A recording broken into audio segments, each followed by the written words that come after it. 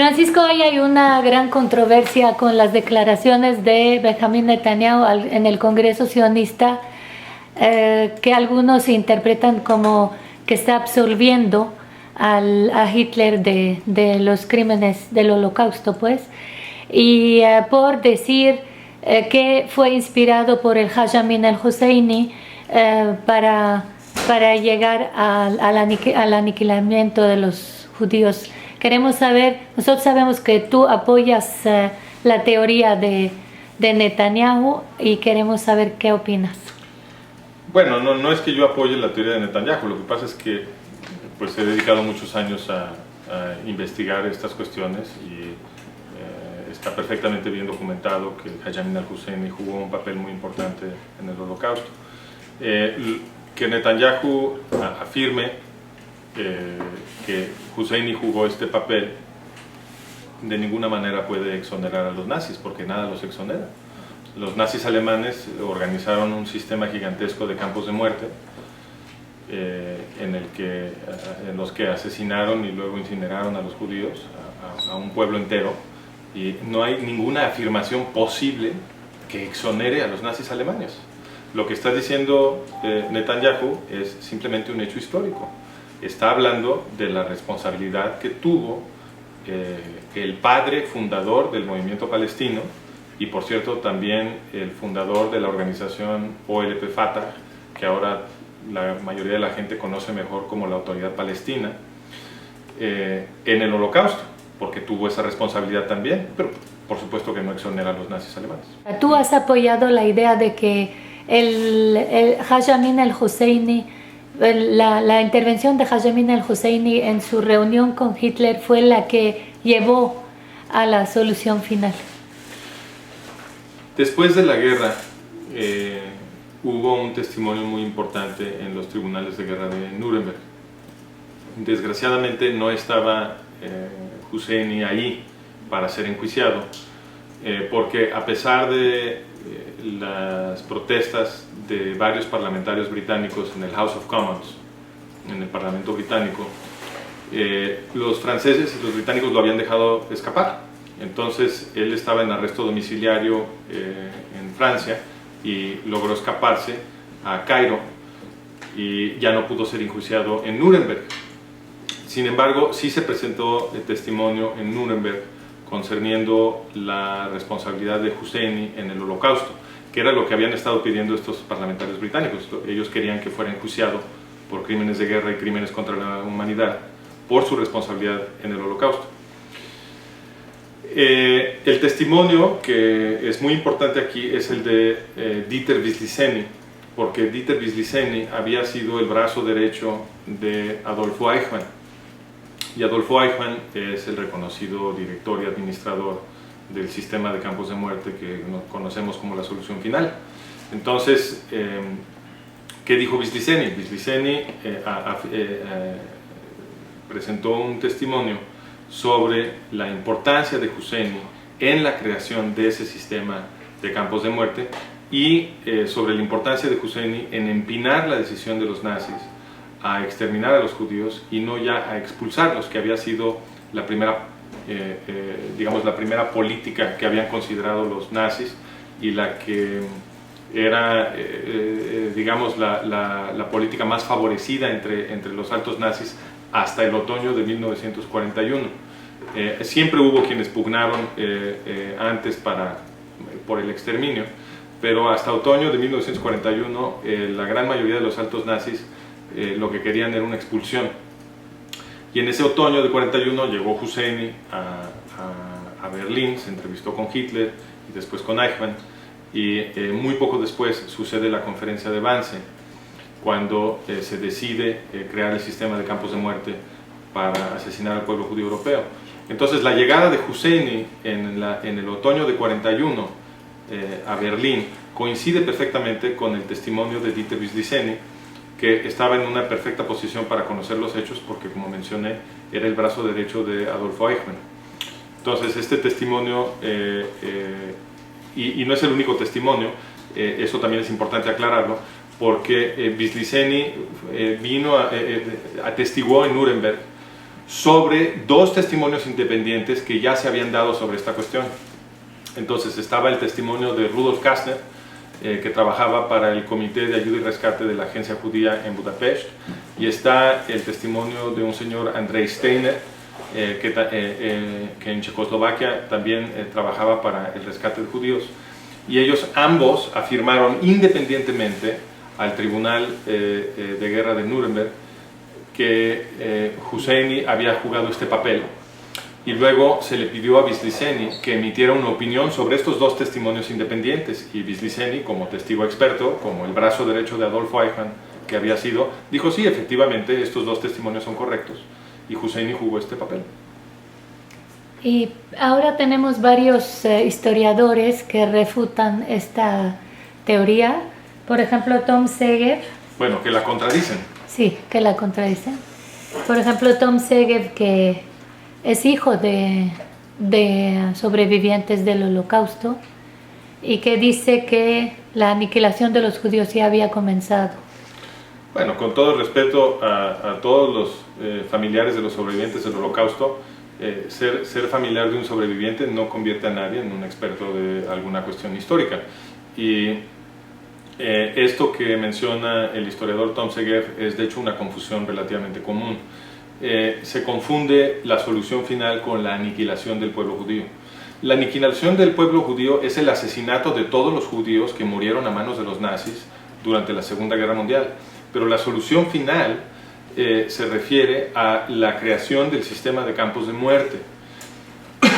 Antes de la creación del sistema de campos de muerte, o más bien antes de la conferencia de Wannsee, cuando se toma la decisión de crear este sistema, como mencioné antes, la política favorecida por la mayoría de los altos nazis era la de expulsión. Eso no quiere decir que no hubieran hecho ya algunas matanzas de judíos. Sí las habían hecho en el frente oriental y habían matado a muchos judíos.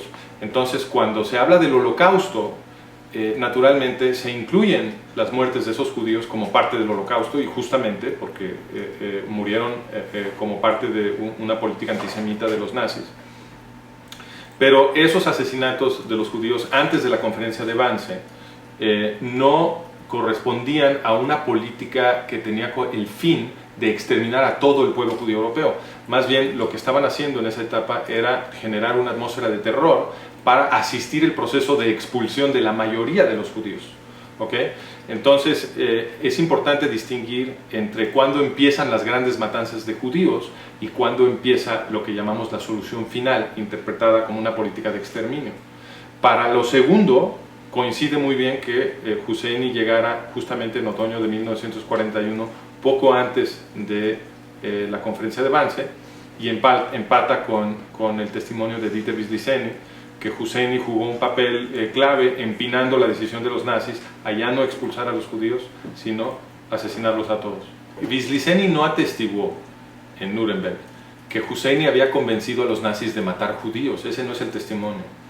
El testimonio fue que Husseini había contribuido a empinar la decisión de los nazis para cambiar el proyecto de solución final, que era sobre todo de expulsión, a uno de exterminio total.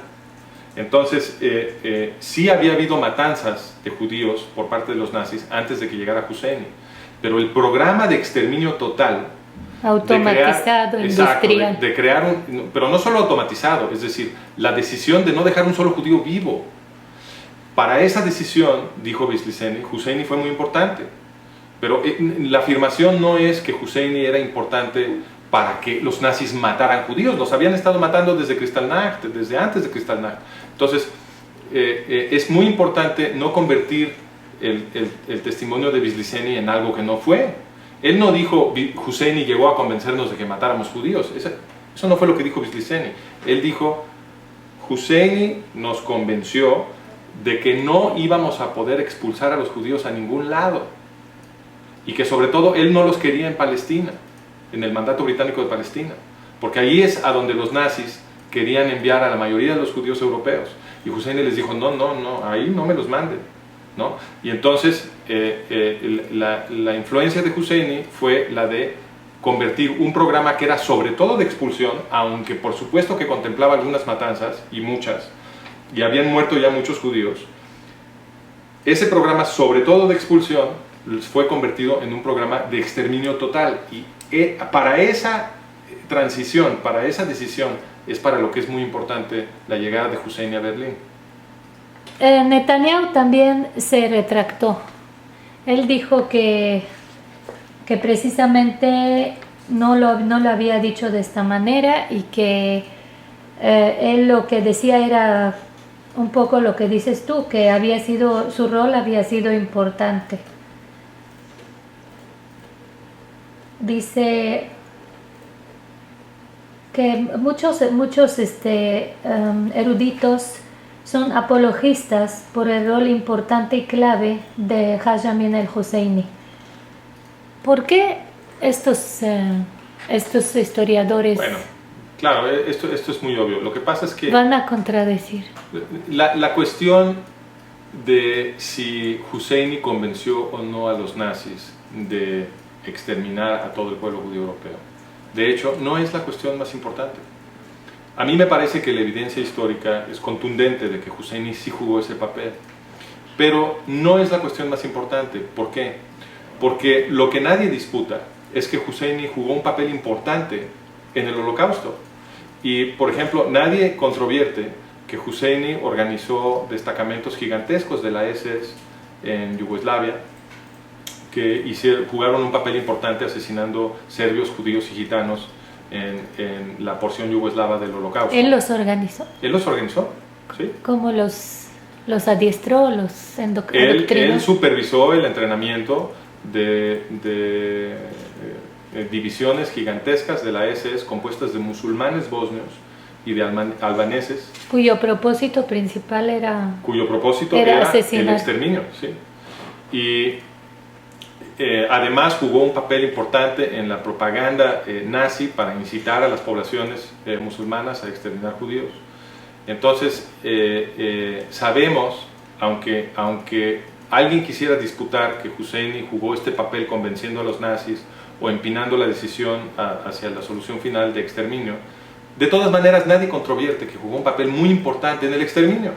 Entonces un poco esta controversia es una distracción, porque dado que Husseini jugó un papel tan importante en el exterminio, lo que realmente debería de estar compartiendo Netanyahu con el público, y lo que el público necesita saber, es que un exterminador de judíos en la Segunda Guerra Mundial, aliado con los nazis, Haj Amin al-Husseini, es el creador de OLP Fatah, es decir, lo que ahora llamamos la Autoridad Palestina, y la creó en Cairo con entrenamiento nazi, porque se estaban refugiando muchos nazis alemanes en Cairo, eran colegas de Husseini que llegaron... ¿De qué año estamos hablando? Esto es en los 50, a principios de los 50 llegaron a entrenar las fuerzas de seguridad y los ejércitos de Gamal Abdel Nasser para ayudarlo en el siguiente intento egipcio de destruir el Estado de Israel.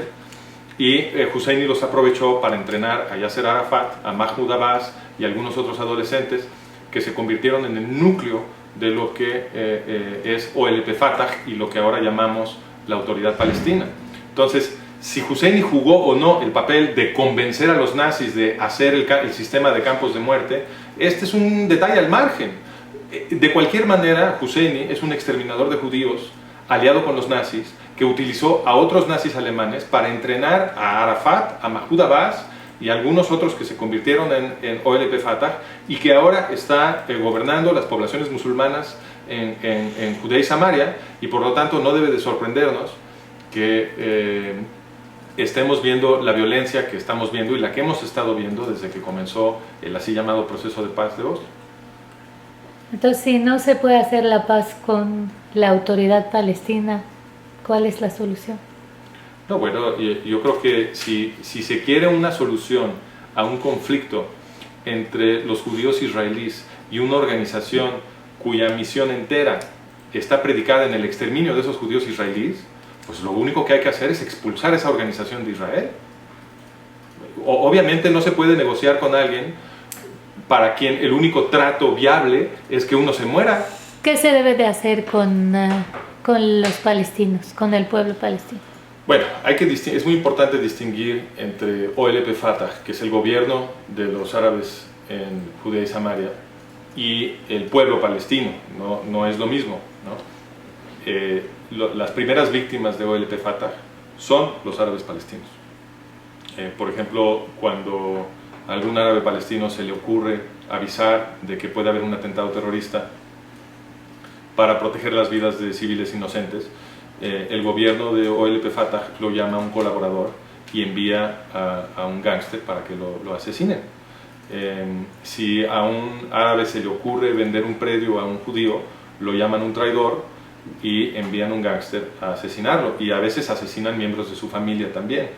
Entonces es muy importante hacer la distinción entre el gobierno y el pueblo. Ahora, por supuesto que el pueblo ha sido envenenado ideológicamente ya durante una generación, porque OLP Fatah controla las escuelas, controla las mezquitas, controla la televisión, todas las instituciones, las redes sociales, etc. Entonces ha habido un mensaje constante desde que los árabes palestinos son niños chiquitos, en el que los enseñan a odiar a los judíos.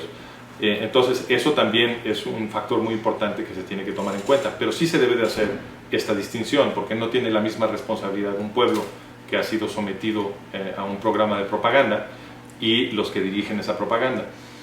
Los que dirigen esa propaganda están en un estado franco de guerra contra Israel, y esto se debe de reconocer con la misma franqueza.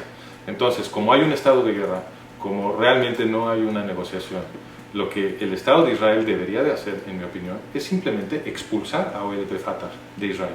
En una guerra lo que se hace es ganar, no se pone uno a negociar con alguien que no baja las armas. Eso es absurdo. Entonces el Estado de Israel debería de expulsar a OLP Fatah y luego, en mi opinión, imponer un gobierno militar sobre la población árabe palestina, como sucedió en los 70s, después de la guerra de 67, para que esta población ahora pueda estar protegida, porque como hay una ideología de odio, de antisemitismo, etcétera, etcétera, la primera obligación de un Estado israelí ético es proteger a los árabes palestinos inocentes, a los que no quieren asesinar judíos, los que quieren vivir en paz y en democracia, etc. Y la única forma de proteger a esa gente es poner un gobierno militar para que los criminales no controlen otra vez todas las instituciones y no hagan peligrar las vidas de estas gentes. Y explico todo esto porque la gente que aboga por un Estado palestino cree que está arguyendo a favor de los palestinos comunes y corrientes, y no es cierto. Nadie abusa peor de los palestinos comunes y corrientes que OLP Fatah. Y si realmente nos interesa una solución compasiva para los árabes palestinos, lo primero que hay que hacer es derrotar a OLP Fatah, expulsarla de Israel y bendecir a los árabes palestinos con un gobierno israelí, no necesariamente darles ciudadanía, por supuesto, pero sí protegerlos con un gobierno militar para que no domine esa población el elemento criminal. Y por supuesto lo mismo debemos hacer en Gaza con Hamas.